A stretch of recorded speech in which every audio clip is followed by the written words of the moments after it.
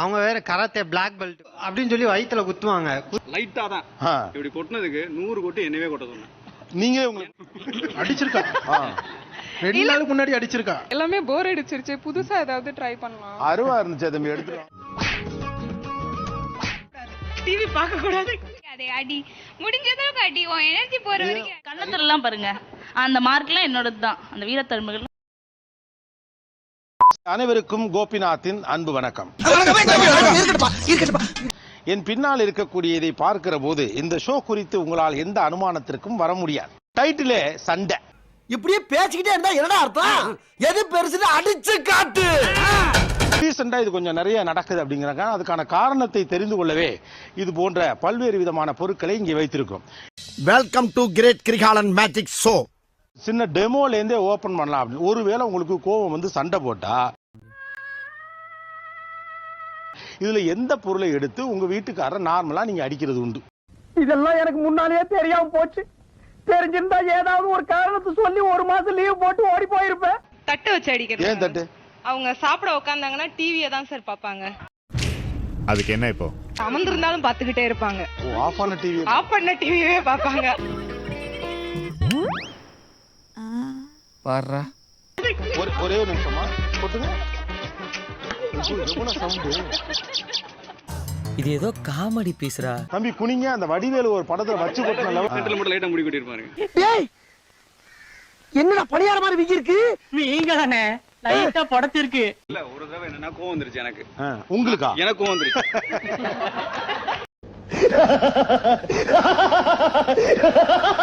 தெரியாம ஒரு தடவை கொட்டிட்டேன். இப்படி கொட்டினதுக்கு 100 கொட்டு என்னவே கொட்ட சொன்னேன். நீங்களே உங்களுக்கு என்னவே கொட்டிக்கணும்.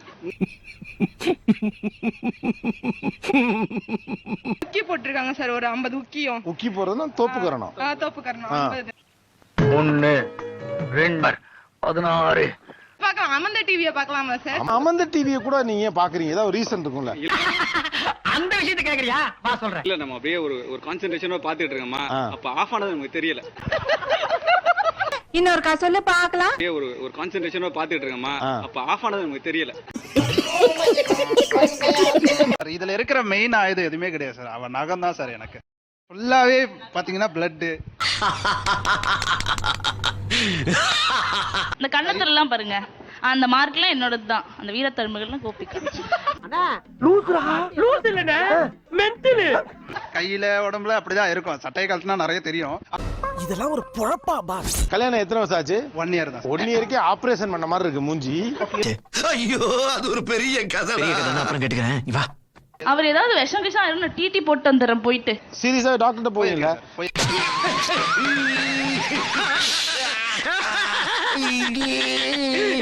சோ டிவி பாக்குற பக்கத்துலயே இது இருக்கும், அண்ட் ரிமோட் கையிலேயே இருக்கும். சோ 2 வச்சு அப்படியே. அது என்ன பெரிய விஷயம் பேசிக்கிட்டு இருக்கும்போது சின்ன பிள்ளைத்தனமா கையில பேட்டு அடிக்கிறதுக்கு யார?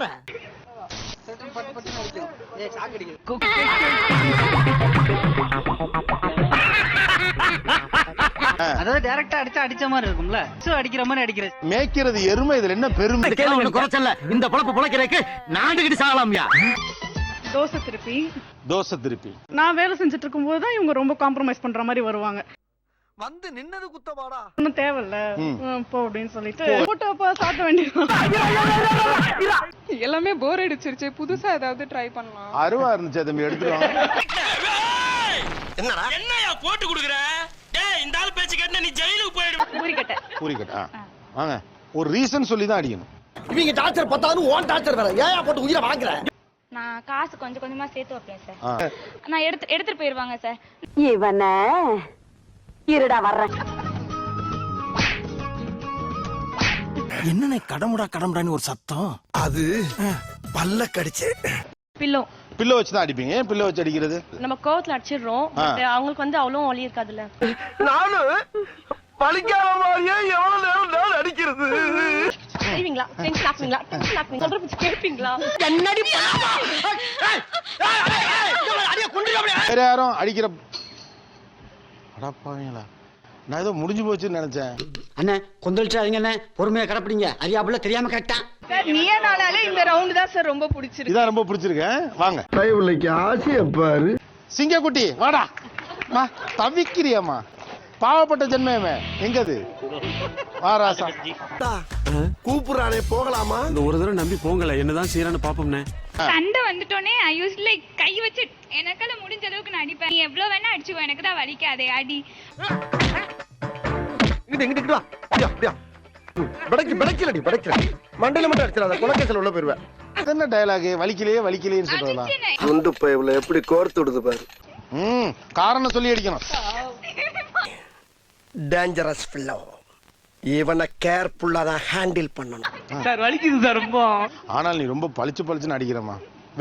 எப்படி சிக்கிரிக்கம் பாத்தியாப்பா? இந்த மாதிரி விளையாட்டா அடிச்சாலுமே எப்பெல்லாம் ரொம்ப சீரியஸா அடிச்சிடறாங்க. ஒண்ணு தெரிஞ்சு போச்சுடா, இந்த பிரபஞ்சத்துல உங்க மத்தியில இந்த உசுரை காப்பாத்துறது ரொம்ப சிரமம்.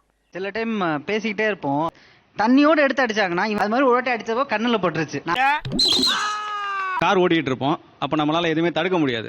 அவ ஸ்லோவா தான் அடிப்பான்னு நினைச்சிட்டு நான் ஏதாவது திரும்பி இந்த உதட்டுல பட்டுச்சுன்னா லைட்டா அந்த பல்லு மோஸ்ட்லி வந்து அவர் ஃபேஸ்ல அடிக்கணும் அப்படின்லாம் வந்து எய்ம் பண்ணதெல்லாம் இல்ல சார். போய் அவன் போய் சொல்றான் ரெஃப்ரி, அவன் போய் சொல்றான். அடிச்சிருக்கா 2 நாளுக்கு முன்னாடி அடிச்சிருக்கா. என்ன இதெல்லாம் சும்மா அடிக்கும் போது கையில இருக்க ரிங் வந்து இப்படி பட்டு அது பல்லுல பட்டிருக்கலாம். என்னென்ன சொல்றான் பாருங்க, கம்பி கட்டுற கதையெல்லாம் எடுத்து போடுறாங்க. இதுல மறைமுக தாக்குதல் வேற இருக்கு சார். மறைமுக தாக்குதல் வேற இருக்கு. என்னது? சொன்னா நம்ப மாட்டீங்க, அப்ப சொல்லாத. இல்லங்க ஐயா, பின்னாடி வச்சுட்டு டிவி பார்த்துக்கிட்டு இருப்போம், பின்னாடி கூட வந்து கையை மிதிச்சிட்டு போயிருது. என்ன சொல்லிக்கிற முதுகிலம்லாம் தெரியுதுடா. ஆமா தெரிஞ்சுதான் சார் செய்வேன். எய்மிங் பண்ண அந்த நகத்துல தான் சார் மிதிப்பேன், அப்பதான் சார் வலிக்கும். சட்ட கீழிருந்தா சாரிப்பா அது 3 வாட்டி சாரி கேட்கிறப்ப அது ஒரு ஆனந்தம் கலந்த சாரியா இருந்துச்சு. சாரி சார், இருக்கட்டு அப்படின்னு சொல்லி வயித்துல குத்துவாங்க. அவங்க வேற கராத்தே பிளாக் பெல்ட் வேற அப்படின்றாங்க. நம்மளுக்கு கண்ணெல்லாம் கலங்கிரும். அதுல ஒரு குண்டச்சி கராத்த பழையிருப்பா போல இருக்கு, அவ அடி மட்டும் தனியா தெரியுது. சரி சாயந்தரம் கிளம்பிருப்பா, நம்ம வெளியில போவோம்னு சொல்லுவாங்க. எனக்கு நல்லா தெரியும் சார், உங்க கூட்டிட்டு போக மாட்டாங்கன்னு. அதெல்லாம் சும்மா தமாஷ்க்கு பேசுறதா? இப்ப ஆரம்பிக்கு சார் ஒரு சண்டை, அப்படியே வெறித்தனமா இருக்கும் சார் சண்டை.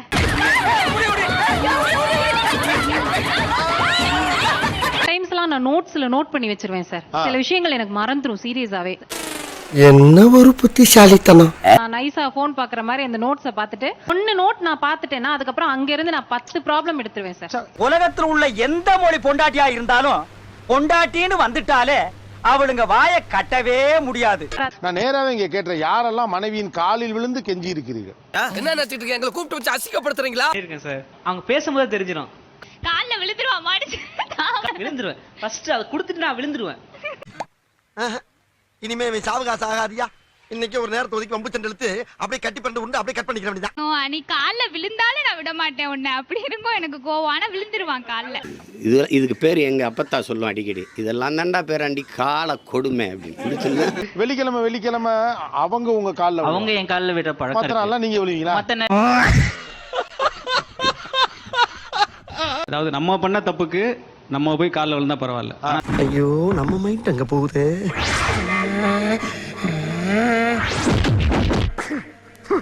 தப்பு அவங்க பண்ணிருப்பாங்க, ஆனா அதுக்கு சமாதானப்படுத்துக்கு நம்ம காலில் விழுவோம்.